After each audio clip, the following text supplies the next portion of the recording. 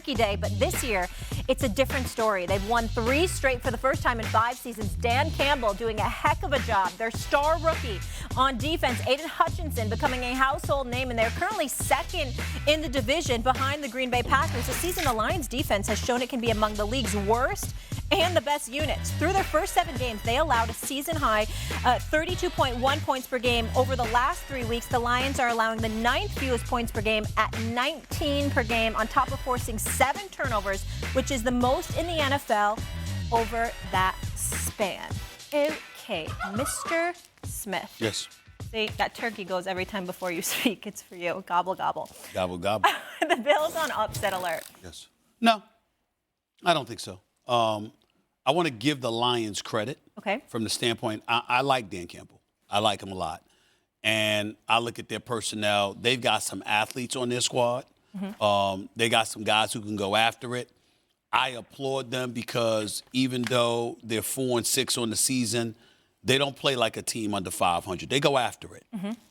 Okay? And a lot of times you find them in a situation where they make mistakes in the second half and they cost themselves. But it's really, they don't play cautiously per se. They go out there, Dougie, trying to win. Absolutely. And I give them a lot of credit for that.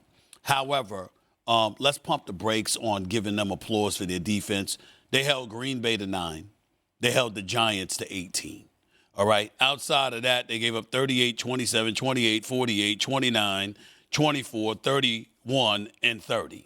So let's make sure that we understand there's nothing elite about their defense statistically. They're ranked second to last defensively overall. They're ranked dead last in points allowed, dead last in yards allowed, 28th in the league against the pass, second to last against the rush. There is nothing to brag about in regards to the Lions. Over the last 3 weeks, we've seen a huge improvement. I mentioned that 2 of them were against the Green Bay Packers offense that was struggling miserably until they went up against Dallas, and a Giants offense that, let's just say, can be offensive from time to time. So the bottom line is that when you look at that, here's the deal. You're the Buffalo Bills.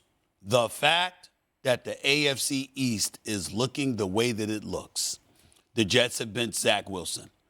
There are people making the argument that the Miami Dolphins are a better team than the Buffalo Bills, who were the prohibitive favorites to come out of the AFC this year to enter the Super Bowl.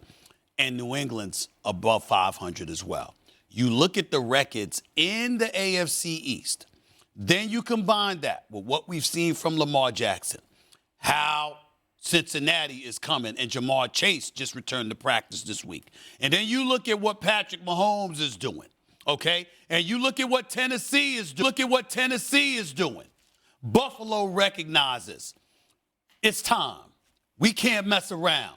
They're supposed to handle their business against a team like the Detroit Lions. If you are what we think you are, I think they know it, and that's why I don't have them on upset alert. I'm not concerned about the Lions at all, although the Lions do play tough on Thanksgiving. Can I play the history card for a second? Sure. 60 years ago today. Oh. Oh, gosh. Is this supposed to mean something to us that this is going to be relevant for today? I'm listening. Lombardi. Oh, Lord. Oh, my God. Lombardi. Oh, Lord. Took Green Bay into Tiger Stadium. Mm-hmm.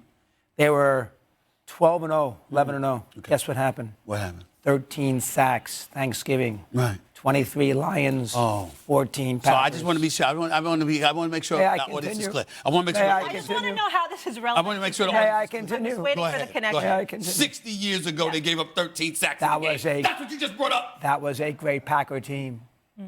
This Lion team is going to do the same thing. Oh, Lord. They are going to beat Buffalo today. The Lions? I sure am. They have played. They can score. Buffalo's penchant for keeping these teams in games. Okay. Minnesota down 27-10. The freaking Browns scored 2 touchdowns in the last 4 minutes last week and had a chance for the onside kick to come back and tie him at 31-23. We all know what Green Bay did in Buffalo. They covered on a late touchdown. Lions have life. They've lost a lot of games in a row on Thanksgiving. And Dan Campbell can get you to run through a wall. So Dan Campbell's little pregame speech right around now, he turns first takedown for a sec and puts on his little pregame speech in front of his players. You can say, listen, we've won 3 straight and nobody believes in us. Mm-hmm. They all think we're a bunch of frauds. Yeah. We're going to go out there on Thanksgiving, and we're going to show the world that we have arrived. Yeah. Okay.